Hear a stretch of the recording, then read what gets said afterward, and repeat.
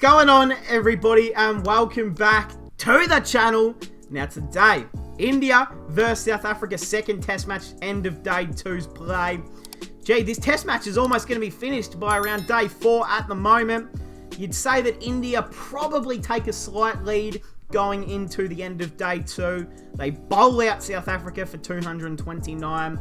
And then at the end of day's play at stumps, they are 2 for 85 themselves, with Pujara and Ajinkya Rahane at the crease. Two of the most under fire cricketers at the moment for India. You know, a lot of people calling for Rahane and Pujara's spot in the teams. This is a big moment for day 3 for them to step up for sure.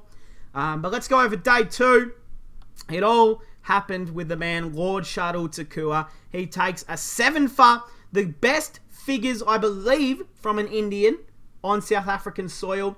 I think Ashwin has taken a 7 for before in South Africa, but not as good as these figures. Someone, I think, whether or not, this is an incredible achievement for Shardul Thakur.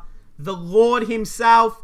Algar going for 28. Markram for 7. Keegan Peterson, someone that I think, as I said, after the first test match, during the first test match, I said he was super impressive. He only put scores together of like 20s and 30s, but I said, watch out, because there will be a test match in this series where he'll probably go on and score a big 100. Look, it's not 100, but 62 is really, really good. Vern Dustin going for 1. Temba Bavuma going for 51. Kyle Verreynne, or however you say his name, obviously has come in to replace the man Quinton de Kock. Going for 21. Marco Jansen, he's providing a lot with the bat down the order. Rabada going for a duck. Poor stuff. Keshav Maharaj, 21. Important late tail order runs. Dwayne Oliver not out, and Ngidi going for a 0. But hey, we're here to talk about the wickets, to be honest. Bumrah takes 1. Shami takes 2. None for Siraj. None for Ashwin, but who cares? When you've got a guy by the name of Lord Shardul Thakur who takes 7 for 61 off 18 overs with 3 maidens in there. Hey, put 2 hands together for the Lord. He always steps up when India need him. You can't get a wicket. You say, here you go, Lord. Take the ball, mate. Take us fifer. He does it. He's an incredible all-rounder. You know, he probably hasn't provided a lot with the bat, especially in this series so far. But with the ball, he's been outstanding. And this is exactly what India needed. They needed someone to take the game by the scruff of the neck, take the ball, and say, look, South Africa, you bowled us out for 202. We're going to bowl you out for 229, thanks to the man, Shardul Thakur himself. Just incredible, really, bowling. Just super consistent with his line and length. He's got plenty of variations. Like, he can swing it out, swing it back in. He just seems to get a lot of movement. He seems to get a lot of bounce when it seems like no one can get bounce. But out of nowhere, Thakur will bowl, and the pitch is like a trampoline. So, yeah, superb stuff from the man, Shardul Thakur. We're just going to quickly go into the India second innings. Rahul, unfortunately, it looked like Markram did get his fingers under it. Rahul did not seem happy that it was given out, but it was out. You got to go for 8. Agarwal, he looked good for 23, and I think we've been saying that a lot this series so far is Agarwal looks good, he gets these starts, but he just can't go on with it, and you know, this is a big opportunity for Agarwal. Of course, scored that big 100 against the Kiwis on home soil. And then he was given the spot to open in this series. He's looked good without being great. You know, obviously there's no Sharma, no Gill, no Prithvi Shaw, who are all arguably in a better position to come in and play instead. But, you know, of course Sharma would be the number 1 opener. Sharma would easily come in and replace Agarwal. But when you've got guys like Shupman Gill and Prithvi Shaw right behind you as that kind of backup opener, it's tough for Agarwal, and he knows he would be under pressure. He knows that he's only got maybe one more opportunity in the second innings to score big, it's in the second innings. Sorry, the second innings is done. Does he get picked for the next test match? I don't know. You know, I don't know who else is still there in the squad.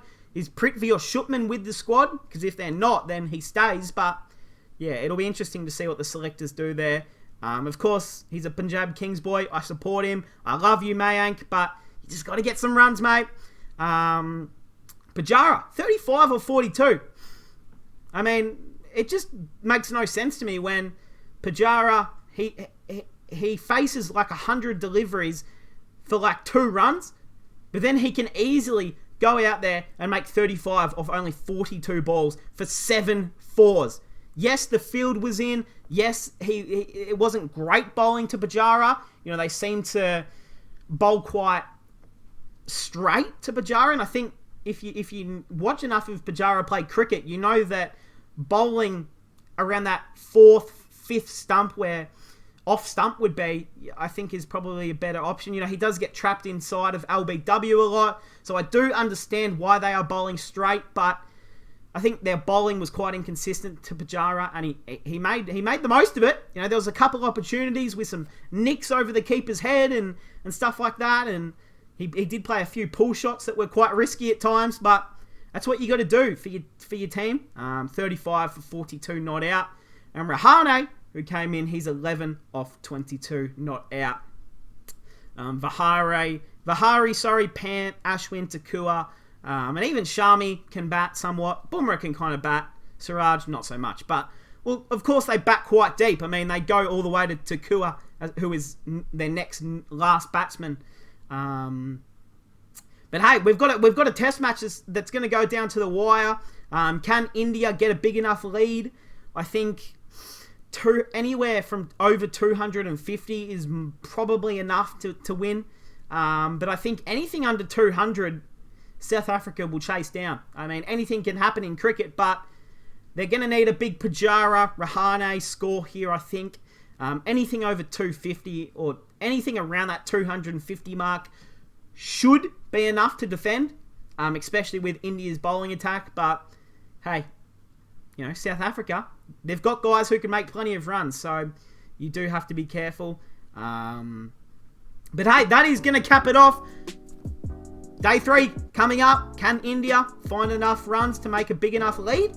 Or will South Africa? Will Marco Jansen, Dwayne Oliver, Rabada, Ngidi, Maharaj, Jansen? I mean, all of these guys are bowling superb at the moment. Especially Jansen. Super impressed with what he's doing. But, hey, that is going to cap it off, guys. I hope you guys enjoyed. And I'll see you guys in the next one.